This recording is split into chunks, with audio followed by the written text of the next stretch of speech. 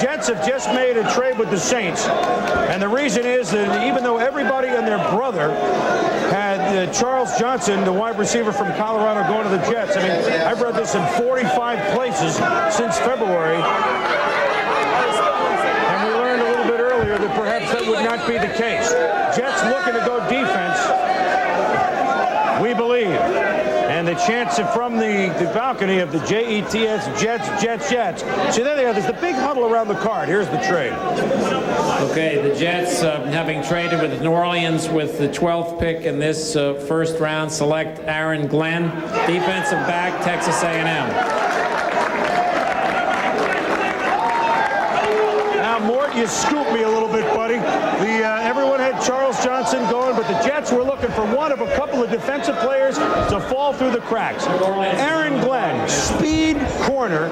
The only knock, if you want to say the word knock on him, in this day and age is his size.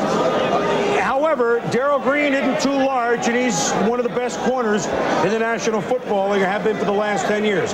He has speed, Mel, that is comparable to Darrell Green's, or at least very close.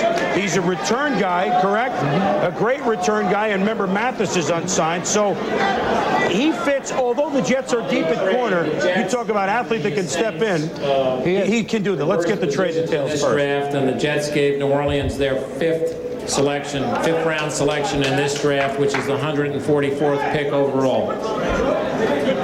I didn't get that. Just the fifth? Is that what it was? To move up one slot, it cost the Jets a fifth?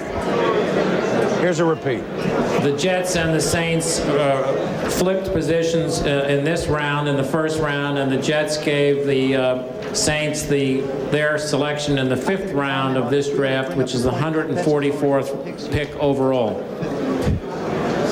All right, so now the Saints are on the clock. Aaron Glenn is on the phone with the Jets, and he's also, the Jets are very good in the defensive backfield, but they got Hasty on the last year of a big contract, and Glenn really, for value, is the guy to pick in that slot. Agree? He's a good football player, Chris. He's 5'8" and 3/4, and I think that was the thing that allowed Langham, at least in my report, to move ahead. You look at him there, 5'9", not quite, about 180 pounds. He's a big play, one-on-one corner. You see how he anticipates things in coverage, plays the ball, and he has that 41-inch vertical jump, which allows him to play a little taller. Great hands for the interception. This interception against Louisville broke that game open in the second half. We see him here returning a punt. Great open field running ability. He turns on the Jets here to go all the way for a touchdown, beating the guy, the last defender that could have taken him to the ground. Here in man coverage, steps in front, anticipates the football. I think the question here is, what's happened to Charles Johnson? There was a lot of questions and speculation about whether his knee injury in high school may have pushed him down. You know, he's failing some physicals. We know the Jets have a tough medical staff. Whether that played a factor remains to be seen, but the Jets still need to complement Rob Moore. They have not done that, but they have solidified that cornerback position. Well, frankly, the Jets feel that in the second and more likely the third round, that no, they won't get the Johnson or the Mortons or Alexander or Scott, the top four guys, but the next group of receivers are pretty similar. And so they feel in the second and third round they can get the help there, Joe. Let's look at the board. I agree. Rob Moore, of course, a transition player, not yet signed, but they expect him to stay. Remember, Moore was the complimentary receiver to Al Toon. Yeah, I don't think Moore was out there alone really last year. Yeah, Boom, I don't think there's any question that there is a need for the Jets at wide receiver. It just so happens in this draft, there are plenty of wide receivers that are going to be available to them. I think what they got in Aaron Glenn, first of all, I see Darrell Green in this kid. I had a chance to see Darrell Green come up as a rookie, and Darrell impressed me as a corner, tremendous cornerback. But I really believe if the Redskins would have let Darrell Green return kickoffs and punts, he would have set every National Football League record that exists in that area. I see the same quality in Aaron Glenn. Remember, 19.9 yards on punt returns. With the rule change, with the kickoff going back 5 yards, a lower tee, more kickoffs, this kid is Mr. Excitement and going to make a big, big difference. Well, some call him the best punt return guy in the nation last year in college.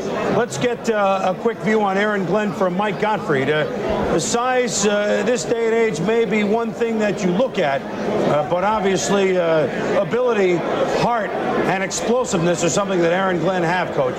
Chris, size shouldn't be a factor in this player because he's a great man cover guy. Again, what I said before is A&M blitzed a lot, so you have a corner on an island. He can play man-to-man coverage. Joe just mentioned that he's a punt returner. He averaged 19.9 yards a punt return, and we saw what New Orleans did last year, going from last to first in punt returns by picking Tyrone Hughes in the 5th round last year. So Aaron Glenn brings a lot to the table. I'm surprised he fell this far, and the Jets really got themselves a great corner. When you can get a man-to-man corner guy in the draft like this, you can't pass him up. Good point on Tyrone Hughes, Coach. The Jets, to me, last year at 8-8 were an enigma. If you look at rankings, they ranked 9th in offense. They ranked 8th in defense. You look at some of the games they played, like against the Dallas Cowboys, they did everything but take a big lead on them, and they end up on the scoreboard getting crushed by them. I think the Jets, with things breaking their way and a couple of good picks, could really be a team on the rise in the AFC East. We'll be back.